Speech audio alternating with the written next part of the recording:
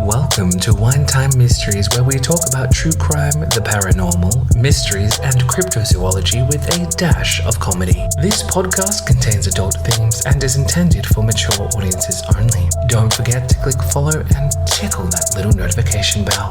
Now, find a comfy spot. We're about to start today's episode.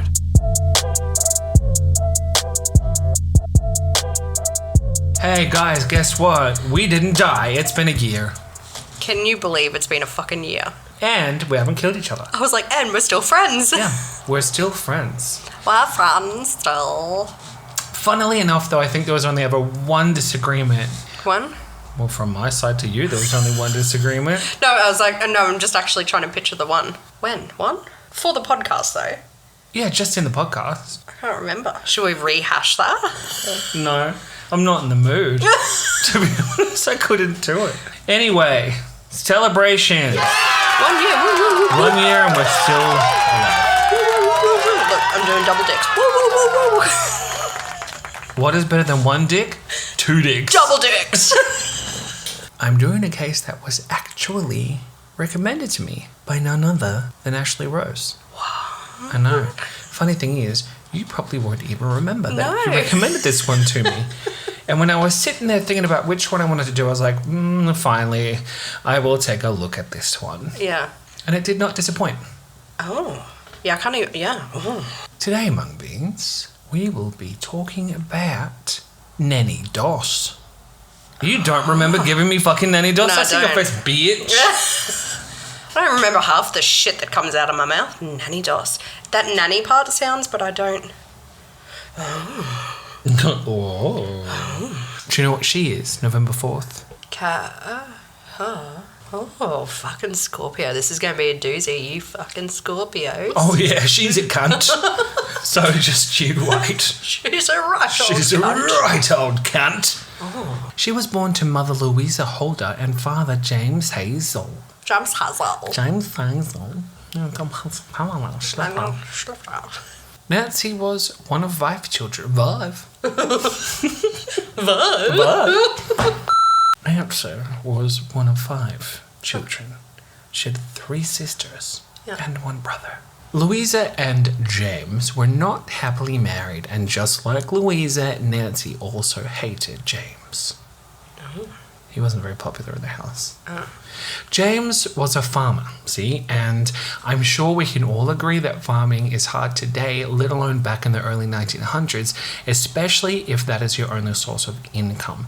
And unfortunately, on top of being a farmer, James had a second job of being a full-time dickwad who had unrealistic expectations on his family and was also not afraid to be abusive to his wife and children. And while it's terrible that he would abuse his family, I am glad to report that I could not find any records of him sexually abusing any of them, which is a wonderful change of pace if you've heard it in my recent cases. Unfortunately, he was still a total bummer and would force his children to help out around the farm, refusing to let them go to school, and this understandably led Nancy and her siblings to perform poorly, academically speaking.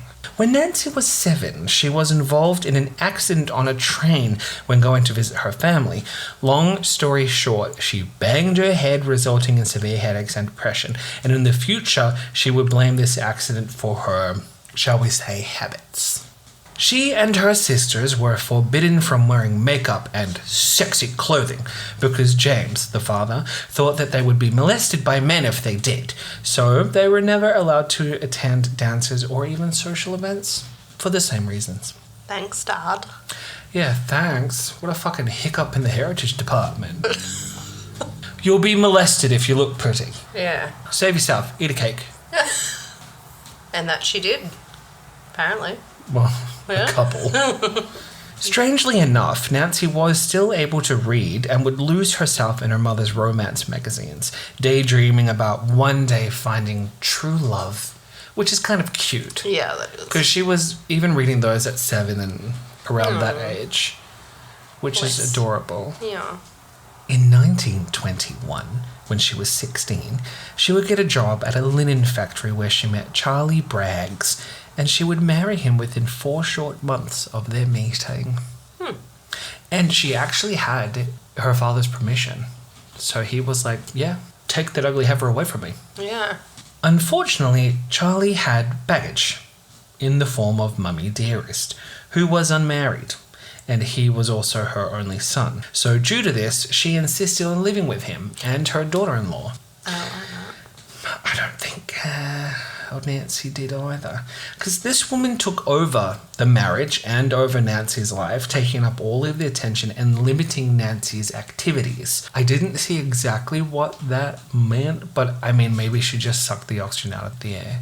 You've got two types of mother-in-laws, the good ones or the ones that still try to be in the son's life and I'm the only woman in his, and that's what she sounds like. Thank you. That considered, they would still end up having 4 children together between 1923 and 1927. Nancy was stressed out though and took to drinking and heavy smoking. I can't deal with that. I can't deal with that.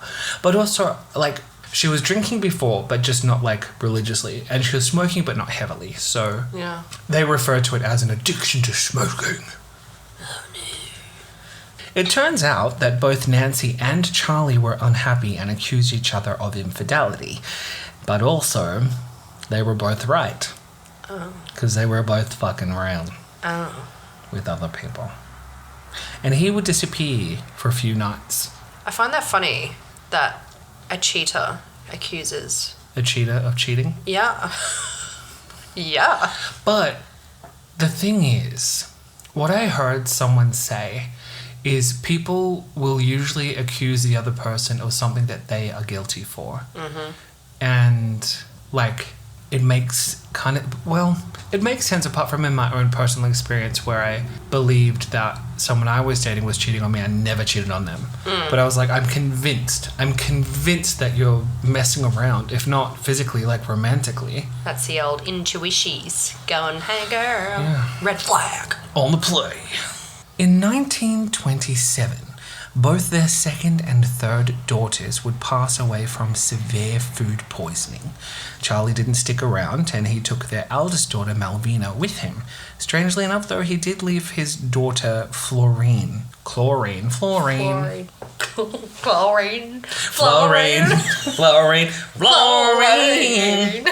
Yes, well, he left her and she was the youngest as well. And he went, no, I'm not sticking around, Nancy, you can have her. And he left, but I don't know why, because I also couldn't confirm exactly why that happened either. But part of me thinks that this may have been due to the eldest daughter being more self-sufficient, where the youngest one may have required more care. But Yeah. I don't know that for certain. That is just my hypothesis. Hypothesis. Hypothesis. That's just my hippopotamus. It's just my hippopotamus. It's just my hippopotamus, I don't know.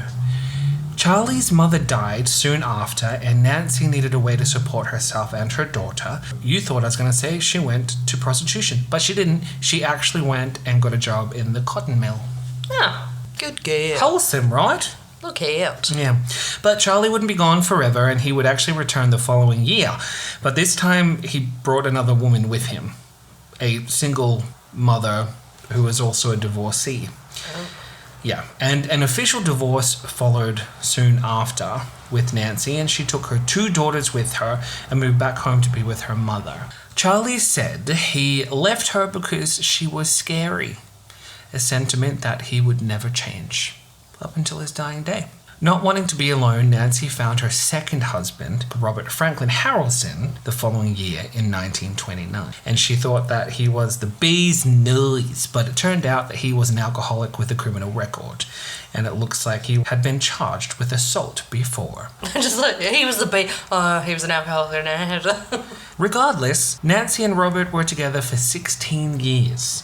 So it can't have been all that bad. Or perhaps I'm speaking too soon. In 1943, Nancy became a grandmother as Malvina gave birth to her first son, Robert Lee Heinous. And Malvina would have another baby the following year, but it would die soon after. And that is actually where we take a turn. We might want to believe that the baby died of natural causes, perhaps from complications. However, Malvina said that she saw her mother Nancy push a hat pin through the baby's fontanelle and into its brain. But she also said that she was groggy and exhausted from just having a baby, so she couldn't be sure. But she conferred with her other siblings that were there, and they said they did see that she had a hat pin with her. Can you repeat that? She shoved a what? In the... what the fuck? At the hospital. Oh, I feel sick. Thank you. Yeah, I'm done now. Thank you. She would also try to confirm this with the doctor to see, like, how did my baby actually die? But apparently the doctors wouldn't confirm anything. So, did she or did she not? We don't know. Grief caused Malvina and her partner's relationship to dissolve, and Malvina would start dating a soldier. But old Nancy Gal did not approve of that at all. Not one little bit. In 1945, Malvina wanted to visit her father and asked Nancy to look after Robert while she did so, because that's a really good idea. Yeah. Let me ask you this question. If you believed that you saw your mother push a hat pin through a baby's head, would you leave your child with her? Your other child? No way. In hell. In hell, right? Unless your intention was to maybe have that one dispatched as well. Yeetus, the fetus, that is all that... No, thank you. You'd be traumatized, right? Whether you thought you saw it or not. I would never be able to spend time with them again. I just couldn't do it. Oh, fuck that. Well, as you guessed, Robert died in Nancy's care on July 7th, and apparently it was a mystery, though the cause of death was apparently found to be asphyxia by an unknown cause. But I also saw somewhere that she apparently told Malvina that he had somehow found and ingested rat poison. And that's how it happened. So I don't know which one is correct. But the strangest thing is that somehow Nancy pocketed $500 from an insurance that she took out on him before he died. That's so weird.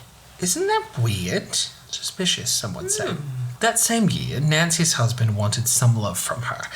And, well, he took it without her consent. But he didn't know, however, that his wife had no problem with killing, and she put rat poison in his whiskey jar and he died later that evening. Oh, shit. So she put a lot of rat poison in the front to die straight away. Shit. She was like, this is what you got. Again, not wanting to be alone, she would marry for the third time to Arlie Lanning. I kind of like the name Arlie. Just in case you wanted to know where she was meeting all these people, it was through a thing called the Lonely Hearts column in a paper.